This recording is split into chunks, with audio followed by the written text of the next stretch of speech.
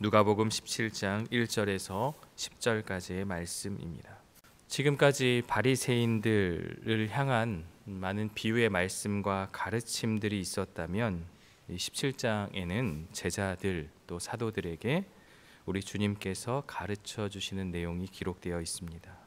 오늘 본문은 제자의 길, 제자도에 대해서 말씀해 주고 있습니다.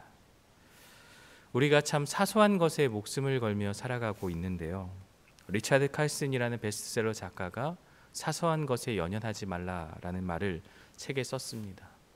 사실 우리는 누군가가 작은 것 하나를 기억해주고 또 그것에 대해서 표현해주면 감사해하고 또 누군가가 그 작은 것을 기억해주지 않고 외면하면 상처를 받는 것이 우리의 삶의 모습은 아닌가 생각이 되어집니다. 저도 사역을 하면서 누군가에게 상처를 준 일이 있고 물론 제가 의도한 바는 아니고 그것을 알지 못했지만 후에 돌아서 저에게 들어오는 이야기는 상처를 받았다는 이야기였습니다. 물론 제가 잘못한 일이고 또 상처를 준 일이 맞긴 하지만 사실 제 자신이 의도한 것은 아니었죠. 그러니까 우리가 누군가에게 의도하지 않았더라도 상처를 주거나 또 아픔을 줄 수 있다는 것, 그것을 한번 기억하면 좋을 것 같고요. 또 반면에 우리는 또 너무나 사소한 것에 연연하지 않아야 된다라는 그러한 측면을 우리가 생각하면서 오늘 본문 1절을 보면 좋을 것 같습니다. 1절에 보면 예수께서 제자들에게 이르시되 실족하게 하는 것이 없을 수는 없으나, 실족이라는 것은 발을 헛디뎌 넘어지게 하는 것이죠. 실족하게 하는 것이 없을 수는 없다, 있다라는 거예요. 그러나 그렇게 하는 자는 화가 있을 것이다 라고 말씀하고 있습니다. 내가 누군가에게 그렇게 하지 않는지를 먼저 우리가 좀 돌아보아야 할 것인데요. 우리가 그 사소한 것, 또 누군가에게 상처를 준 일이 없지 않은가라는 것, 그것을 한번 돌아보면 좋을 것 같습니다. 사실 우리가 이 실족에 대해서 한번 생각을 해보면 우리가 누군가에게 전하는 그 작은 말 하나가 누군가를 아프게 할 수 있다라는 거죠. 그래서 이게 할까 말까 우리가 수없이 많은 고민을 하다가 그 말을 하게 되면요, 그 사람에게 상처가 되는 일이 굉장히 많이 있습니다. 할까 말까 고민하면 사실 안 하는 게 훨씬 더 낫지 않은가 그런 생각을 하게 돼요. 저도 사역을 하다 보면 많은 말들을 하게 되고 또 그런 사소한 그런 모습들을 통해서 실수가 발생할 수 있는데 그렇게 하지 않아야 된다라는 것을 우리에게 말씀하고 있습니다. 그러면서 2절에서 그가 이 작은 자 중에 하나를 실족하게 할진대 차라리 연자맷돌이 그 목에 매어 바다에 던져지는 것이 나으리라 라고 말씀하고 있어요. 이 작은 자가 누구입니까? 다른 번역본에는 어린 아이라고도 하기도 하지만 연약한 자, 공동체 안에 연약하고 여러 가지로 도움이 필요한 자들, 또 우리가 생각할 때 실수해도 되고 좀 함부로 대해도 된다라고 하는 그러한 잘못된 생각을 하는 그런 자들을 총칭하여서 말하는 것이죠. 직접 문맥을 보면 아마도 나사로와 같은 그러한 사람이 아닌가라고도 생각해 볼 수가 있습니다. 작은 자 중에 하나를 실족하게 할진대 연자맷돌이 그 목에 매어 바다에 던져지는 것이 나으리라. 이 말씀은 사실 과장법이죠. 실제로 실족하게 하면 그렇게 해서 죽어라 이 말씀이 아니라 너희들이 스스로가 작고 보잘것없는 연약한 자라고 생각하는, 함부로 해도 된다고 생각하는 그 사람 하나를 실족하게 한다면 그것은 하나님이 보실 때 큰 죄다라는 것을 우리에게 말씀하고 있습니다. 일종의 과장법이죠. 실제로 교회 생활을 하다 보면 우리가 사소한 것으로 인해서 누군가에게 상처를 주는 일이 있습니다. 예를 들면 예입니다. 우리 교회가 그렇다는 게 아니고요. 세 가족이 와서 제가 늘 앉는 자리에 누군가 앉았어요. 그 세 가족이. 그런데 그 세 가족에게 가서 당신 거기 제 자리입니다. 나오세요 라고 이야기하면 그 세 가족이 다음 주에 교회를 올지 안 올지는 잘 모르겠죠. 우리가 그런 사소한 일, 내 자리 또 내 어떤 그런 것들을 하기 위해서 누군가에게 상처를 준다면 그것은 정말 큰 일이 되겠죠. 오늘 우리에게 그러한 것을 돌아보라라고 말씀하시는 것이라고 볼 수 있습니다.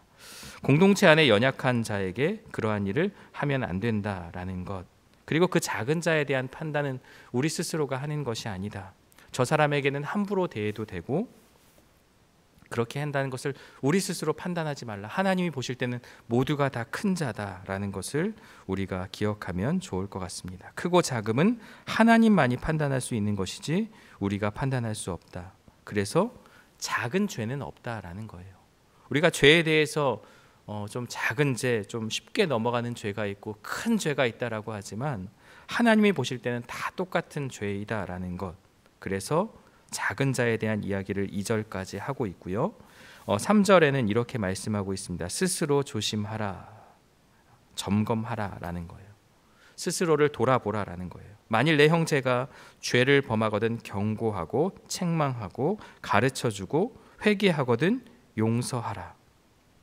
여기까지는 좀 그래도 쉽게 넘어가지만 그 다음 구절이 우리는 쉽게 넘어갈 수가 없어요. 만일 하루에 7번이라도 내게 죄를 짓고 7번 내게 돌아와 내가 회개하노라 하거든 너는 용서하라 하시더라. 쉬운 일이 아닙니다. 하루예요, 하루. 한 일주일도 아니라 한 달도 아니라 하루에 한 사람이 와서 나에게 한 2번쯤까지는 그래 내가 교회 다니고 하나님 믿고 하니까 용서할 수 있어라고 하지만 7번까지는 사실 저도 쉽게 말할 수가 없네요.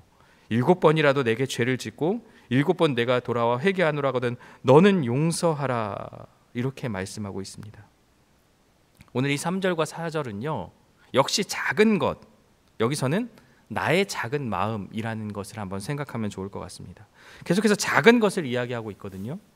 작은 나의 마음, 작고 좁아터진 나의 마음, 그것을 우리 주님께서 가르쳐주고 있는 것이죠. 사실 2번도 쉽지 않은, 그래서 이건 충격적인 그러한 예수님의 가르침입니다. 어디까지 용서한다는 경계는 없다. 끝까지 용서하라라는 그러한 말씀을 우리에게 하고 있습니다. 그런데 이 용서라는 것은요 기억조차 하지 않는 것을 말해요. 우리가 누군가를 용서하고 나서 내가 그때 너한테 용서해 주지 않았냐 라고 이야기하는 순간 그것은 용서가 아닌 거예요. 대가를 바라는 그러한 것이 되는 거예요. 용서라는 것은 기억조차 하지 않는 것이거든요. 우리 주님께서 우리를 용서하셨죠. 십자가의 사랑으로 말미암아. 그런데 그 용서에 대해서 계속해서 우리 주님이 말씀하신다면 우리는 참 힘들고 우리의 죄가 더 크고 너무나도 그렇게 보이겠죠. 하지만 우리 주님 기억조차 하지 않겠다라고 말씀하시잖아요. 우리가 이것을 우리 스스로가 내가 할 수 있다라고 생각하면 할 수 없습니다. 7번 아니 1번조차도 쉽지 않은 것이 용서라는 거죠. 제자의 길이라는 것이 바로 이런 것이라고 말씀하는데 쉽지 않은 것입니다. 저희 죄와 불법을 다시 기억지 아니하리라. 히브리서 10장 17절에 이렇게 말씀하고 있거든요. 우리 주님은 기억조차 다시는 하지 않겠다라고 말씀하지만 우리는 형제가 나에게 해를 끼치고 한 그 모든 것들을 그 과거의 그 일까지 기억하면서 저 사람이 나에게 사과하기 전까지는 내가 용서하지 않겠어라고 이야기하지만 용서란 그 사람이 사과하든 안 하든에 있는 것이 아니라 피해자에게 있는 거죠. 그 사람이 용서하는 것이죠. 그것을 우리에게 말씀하고 있습니다. 자, 그러니까 5절에 사도들이 주께 여짜오되 우리에게 믿음을 더하소서라고 말해요. 이 말씀은 잘 보면 우리에게 믿음을 주소서라는 좀 좋은 그러한 표현처럼 보이지만 그렇지가 않아요. 믿음을 더하소서라는 것은 나에게 믿음이 없다라는 고백이면서 말도 안 된다. 나는 신앙이 없다라는 제자들 스스로가 그렇게 고백하고 있는 거예요. 예수님의 가르침을 듣고 말씀을 듣다 보니까 나는 그렇게 할 수가 없습니다 라고 하면서 믿음을 더하소서라고 그렇게 예수님께 요구하는 그런 믿음의 고백처럼 보이지만 사실은 믿음이 없다라는 고백, 나는 그렇게 할 수 없다라는 고백이라는 거죠. 그러니까 예수님께서 6절에 겨자씨의 말씀, 믿음을 말씀해 주고 있죠. 겨자씨 한 알만한 믿음이 있었더라면 이라는 말씀을 하세요. 제가 전에 교회에서 담임 목사님께서 이걸 가지고 이제 설교를 하셨는데, 이제 겨자씨를 사가지고 이 명함에다가 다 하나씩 붙였어요. 그래서 그걸 성도님들에게 나눠줬어요. 이 겨자씨면 작은 믿음, 큰 하나님이라는 주제를 가지고 이제 설교를 하시면 이렇게 명함에다가 이 겨자씨를 붙이는데 너무 힘들더라고요. 이걸 붙이는데 자꾸 도망가고 겨자씨가 너무 작아서 그런 기억이 있는데요. 이 겨자씨는 정말 너무나도 작은 것입니다. 그런데 우리 주님은 그런 작은 믿음이 있다면 이 뽕나무가 뿌리가 뽑혀 바다에 심기어라 하였을 것이요 그것이 너희에게 순종하였으리라. 역시 과장법이죠. 예수님께서 지금 말씀하시는 것은 작은 믿음이 중요하다. 여기도 작은이에요. 작은 믿음, 실천하는 것이 중요하다라는 거예요. 그러니까 믿음에 대해서 이야기할 때 작은 것이라도 시도하고 그것을 실천하는 그 믿음이 정말 중요하다. 순종하라. 그것을 우리에게 말씀해 주고 있습니다. 그런데 여기에 믿음이 있었더라면 이라고 하면 과거형처럼 보여지고 가정법이죠. 문맥상은 이렇게 번역하는 것이 좀 더 우리에게 와닿을 수 있지만 헬라어 원문으로 보면 현재형인 것이거든요. 현재 너희에게 있다면, 현재 너희가 가지고 있다라는 것이라고도 볼 수가 있습니다. 그런데 지금 제자들에겐 그런 믿음이 없죠. 스스로가 생각하기에. 그러나 우리 주님이 보실 때는 너희는 그런 믿음이 있다라고 현재 진행형의 시제를 가지고 말씀해 주고 있습니다. 그러나 너희가 그 믿음을 사용하지 않는 것이 문제이다. 실천하지 않는 것이 문제이다. 그 믿음이 있다는 것을 너희 스스로가 인지하지 못하는 것이 문제다라고 가르쳐 주고 있습니다. 그러면서 이제 7절부터 10절까지는 종의 자세에 대해서 말씀을 해주고 있는데요. 너희 중 누구에게 밭을 갈거나 양을 치거나 하는 종이 있어 밭에서 돌아오면 그대로 곧 와 앉아서 먹으라 말할 자가 있느냐. 종입니다. 종은 마땅히 해야 할 일을 한 거죠. 밭을 갈거나 양을 치거나 하는 종, 열심을 다해서 일을 했지만 종이기 때문에 그것은 당연한 일이고 마땅히 감당해야 하는 것이 당연해서 그 일이 마쳤다고 해서 쉬라 앉아서 먹으라라고 말할 자가 없다라는 거예요. 도리어 8절에 주인의 먹을 것을 준비하고 수종 들고 그 후에야 먹고 마실 수 있다라고 하는 말씀을 하고 있습니다.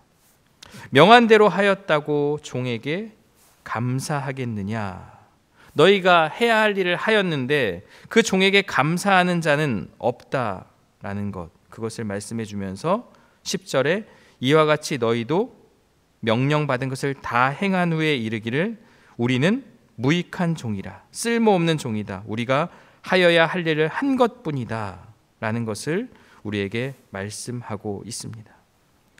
이 말씀은 무엇을 이야기하는 것입니까? 종은 의무를 다해도, 역시 종은 작은 자이죠. 작은 자에 대해서 이야기하고 있는 것이죠. 종은 의무를 다해도 보상을 요구할 수가 없고 보상을 주지도 않아요. 마땅히 해야 할 일을 한 것입니다. 제자의 삶이란, 제자의 길이란, 오늘 우리에게도 성도의 삶이란 이런 자세와 이런 믿음의 모습을 가져야 된다는 것이죠. 우리가 주님을 위해 무언가를 했습니다라고 그 본전을 생각하고 자꾸만 이야기를 하면, 그 대가를 바라면 우리는 무익한 종이 아닌 거죠. 우리는 종이 아닌 거죠. 우리는 주님께 무언가를 요구하고 나의 삶에 내가 이렇게 열심히 섬기고 열심히 주님을 위해 헌신하였는데 나에게 주는 것은 질병과 아픔과 고통과 고난이 나에게 온다면 주님 너무나 서운합니다, 섭섭합니다라고 말할 수 있지만 우리는 그렇게 할 수 없다는 거예요. 그것을 우리에게 말씀해 주고 있습니다. 무익한 종이기 때문에 대가를 구하지 않아야 하는 것이죠. 그런데 우리는요, 대가가 따르지 않음에 실망하고 또 상처를 받기도 하고 힘들어지는 것이죠. 그러나 그것을 우리에게 하지 말라고 말씀하고 있습니다. 물질과 권력의 욕망으로부터 자신을 비워야 한다라는 것이고요. 그 종이라는 정체성을 망각하지 말라라는 거예요. 우리가 하나님께 무언가를 요구하면 스스로 주인 행세를 하는 거죠. 그렇게 돼버리면 그 사람이 있는 교회 공동체와 또 가정이 위기를 맞이할 수가 있다라는 것을 우리에게 말씀해 주고 있습니다. 이 10절의 말씀은 우리가 잘 생각해 보아야 합니다. 목회자에게만 또는 헌신자에게만 허락된 그런 말씀이 아니라 모든 성도들에게 주어진 말씀입니다. 우리는 무익한 종이라. 우리가 마땅히 해야 할 일을 한 것뿐이라. 우리가 이 일을 할 수 있는 것은 무엇입니까? 주님이 우리에게 하신 일이 또 있기 때문입니다. 십자가에서 우리를 위해 대신 그 죄로 말미암아 죽으셨기 때문에 그 받은 은혜에 감사하여서 우리는 이 땅을 살아가며 청지기의 자세로 맡겨진 일에 충성하며 살아갈 수 있는 것이죠. 우리는 작은 종이다, 작은 자다. 종이라는 정체성을 망각하지 않아야 한다는 것을 우리에게 말씀하고 있습니다. 오늘 말씀은 여기까지입니다. 우리는 교회 안에서 누군가에게 또 가정에서 누군가에게 실족하게 하는 자는 아닌지 돌아보아야 합니다. 나의 작고 또 나의 연약한 그러한 모습으로 인해서 누군가의 상처를 준 일이 있다면 우리가 돌아보고 또 회개해야 될 문제고요. 또 누군가에게 그러한 일을 하지 않도록 늘 스스로를 점검하고 우리를 돌아보아야 하는 것입니다. 또한 우리는 용서할 수 없습니다. 우리의 좁아터진 마음은, 작은 마음은 한 번, 두 번도 용서하기조차 쉽지가 않습니다. 그러나 하루에 7번이라는 그 완전수의 개념을 말씀하신 것은 횟수의 문제가 아니라 끝까지 용서하라는 예수님의 가르침입니다. 그리고 그렇게 용서할 수 있는 건 내가 마음이 좋아서 내가 착한 사람이라서가 아니라 우리 주님께서 나를 그렇게 용서하셨기 때문에 그 사랑이 동기가 되어서 누군가를 용서해야 하는 것이죠. 그리고 이 용서는 기억조차 하지 않는 것입니다. 그리고 우리는 작은 믿음, 그 작은 믿음, 그 믿음을 실천하는 것이 중요합니다. 겨자씨 하나일 만한 믿음이 있었더라면이라고 말씀하시면서 그 믿음이 너희에게 이미 있다. 그러나 그 믿음을 사용하지 않는 것이 문제다라고 말씀하고 있습니다. 나에게 그 작은 믿음이지만 하나님을 만날 때 큰 믿음으로 역사하는 것이죠. 오병이어의 기적을 생각하면 좋을 것 같습니다. 그 오병이어의 기적에 물고기 2마리와 보리떡 5개는 아무것도 아닌 정말 작고 보잘것없는 것이지만 우리 주님께서 사용하실 때 5,000명을 먹이고도 남는 역사가 일어났습니다. 우리의 작은 믿음은 우리가 볼 때 너무나도 연약해 보이지만 하나님과 함께할 때 크게 역사한다는 그러한 가르침을 우리에게 주고 있고요. 마지막으로 우리는 무익한 종이다. 우리가 하나님을 섬기고 하나님을 위하며 살아가는 것은 마땅히 해야 할 일이고 그것에 대한 대가와 또 여러 가지 요구를 하는 것은 종이라는 정체성을 망각한 것이다라는 것을 기억하면 좋을 것 같습니다. 이 말씀을 기억하며 우리는 마땅히 해야 할 일을 한 것이요 그 일을 통해서 하나님께서 또 하나님 나라에서 우리가 하나님과 함께하는 것이 가장 큰 은혜이지 않겠습니까? 이 땅에서의 누리는 복에 연연하지 않고 하나님과 함께함이 가장 큰 복이고 은혜이기 때문에 그것으로 감사하며 살아가는 저와 여러분들 되시기를 주의 이름으로 축원합니다. 함께 기도하겠습니다. 사랑과 은혜의 하나님, 우리는 누가복음 17장의 말씀을 통해서 작은 믿음, 작은 나의 마음, 지극히 작은 자, 또 종의 모습에 대해서 살펴보았습니다. 우리는 누군가를 실족하게 하지 않은지를 돌아보아야 합니다. 나의 작은 그러한 잘못된 모습으로 인해서 누군가는 상처받고 힘들어하는 일이 있다면 우리의 모습을 돌아보게 하여 주시고 스스로를 조심하여서 우리의 모습을 살피고 먼저 주님께 받은 그 용서의 사랑을 기억하며 누군가를 용서하고 품어줄 수 있는 믿음의 모습이 우리 안에 있게 하여 주옵소서. 우리는 정말 작은 믿음이 있지만 우리 하나님과 함께할 때 큰 역사하심으로 나타남을 기억하고 실천하는 믿음이 있게 하여 주시고 또한 우리가 마땅히 할 일을 한 것이기에 주님께 대가를 바라는 신앙이 아니라 감사하는 마음으로 성도의 삶을 살아가는 우리 모두가 되게 하여 주옵소서. 예수 그리스도의 이름으로 기도드리옵나이다. 아멘.